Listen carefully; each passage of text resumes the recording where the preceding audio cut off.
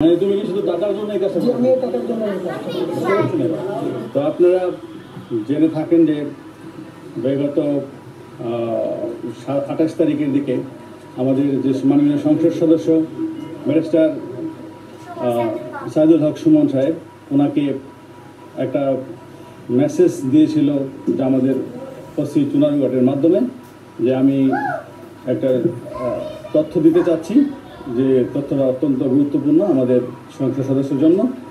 তো আমাদের ওসি সাহেবকে সে বলতে চাচ্ছিল না, সে বললো যে আমি সরাসরি ওনাকেই বলবো।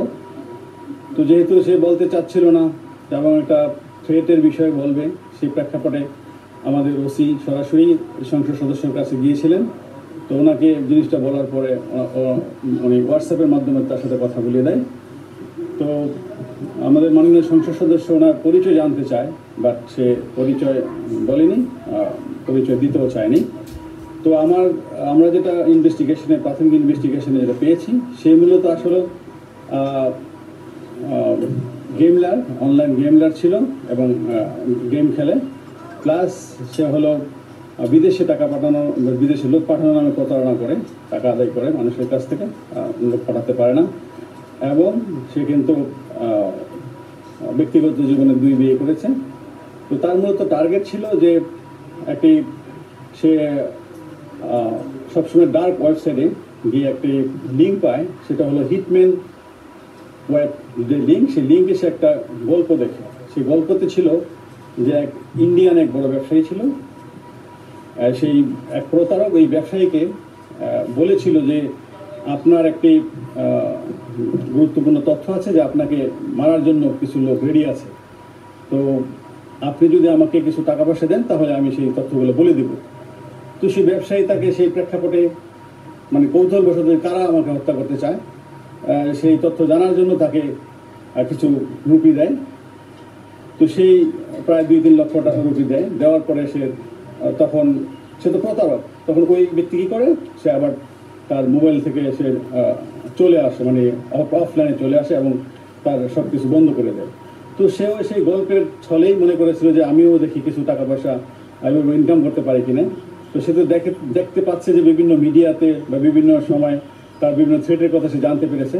সে মনে করতে ছিল যে আমিও হয়তো এরকম একটি কাজ করলে কিছু টাকা পয়সা ইনকাম করতে পারবো। তো সেই প্রেক্ষাপটেই সে বলতে চেয়েছিল যে আমার কাছে একটা ক্লিং স্কোয়াডের নাম আছে, যেটা আমাদের মাননীয় সংসদ সদস্যকে হত্যা করতে চায়। তো সেই প্রেক্ষাপটেই কিন্তু সে একটা নাটক সাজিয়েছিল এবং সেটা আমাদের কাছে স্বীকারও করেছে। তো সে যেটা চেয়েছিল, যে মনে করেছিল যে আমাদের মাননীয় সংসদ সদস্য ওকে বলবে যে ঠিক আছে তুমি আমাকে নামগুলো বলো, আমি তোমাকে কিছু পে করবে।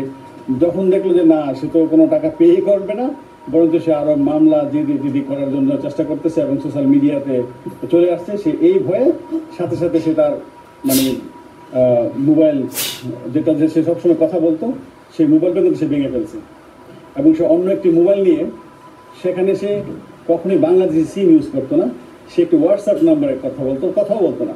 সে হুট করে কি করতো, যে একটু ভয়েস মেসেজ দিয়ে সেই মোবাইলটা এয়ারপ্লেন মুড়ে রেখে দিত। তো তাকে আমরা যখনই আমাদের ওসি মাননীয় সংসদ সদস্যকে তথ্যটি দিয়েছিল, সে কিন্তু সাথে সাথে জিডি করেছিল এবং আমরা সেই জিডির প্রেক্ষাপটে কিন্তু ওই দিন রাতেই আমরা তার যে ফ্রেন্ড ছিল তাকে অ্যারেস্ট করে ফেলি। তো ভাগ্য কত ভালো দেখেন যে আমরা যাকে অ্যারেস্ট করি সে লোক কিন্তু তার কাছে প্রতারিত হয়েছে। সে তাকে 1,80,000 টাকা দিয়েছিল, বাট পরে জানলাম 1,30,000 টাকা দিয়েছে, 2,30,000 টাকা দিয়েছে। বাট সে যখন তার কাছে টাকাটা নেয় ওই ব্যক্তির কাছ থেকে, তো ওই ব্যক্তি তাকে বিশ্বাস করতে পারতেছিল না। তো বললো আমি আপনাকে কীভাবে টাকা দিব, আপনি যদি না পাঠান বিদেশ। তখন সে বিরক্ত হয়ে তার যে পার্সোনাল পাসপোর্ট, সে পাসপোর্ট দিয়ে বলছে ঠিক আছে আপনার মতো পাসপোর্টটাই রাখেন, কারণ তার টাকার প্রয়োজন ছিল প্রচুর। সে পাসপোর্ট দিয়ে তার কাছে টাকাটা নিয়ে নেয়। তো আমরা তাকে যে তার বন্ধু, তাকে মূলত ধরি তাকে ধরার জন্যই। তো ভাগ্য বলে আমরা তার কাছে কিন্তু ওই দিনই পাসপোর্টটা পেয়ে যাই এবং পাসপোর্টে যে এনআইডি ছিল, আমরা এনআইডি কপিটি বিষয় নিয়ে আমরা কিন্তু তার বহির্গমন ওই দিনই কিন্তু বন্ধ করে দিই এবং আমরা সমস্ত জায়গায় ল্যান্ড এবং সিপোর্টে আমরা চিঠি দিয়ে দিই। যার প্রেক্ষাপটে পরে আমরা তাকে ধরার জন্য বিভিন্ন জায়গায় অভিযান চালাই। আমরা প্রথমে জানতে পারি আমাদের সেই তথ্য প্রযুক্তির মাধ্যমে যে সে চিটাগাঙে ছিল, আমরা চিটাগাং টিম পাঠাই। পরে দেখে আবার সে ঢাকায় টিম পাঠাই। আমরা একসাথে 3টা টিম পাঠিয়েছিলাম। তো সে এতই চালাক যে সে একবার হোয়াটসঅ্যাপে ভয়েস দেওয়ার পরে আর তাকে খুঁজে পাওয়া যায় না, এক এক সময় তাকে এক এক জায়গায় দেখি।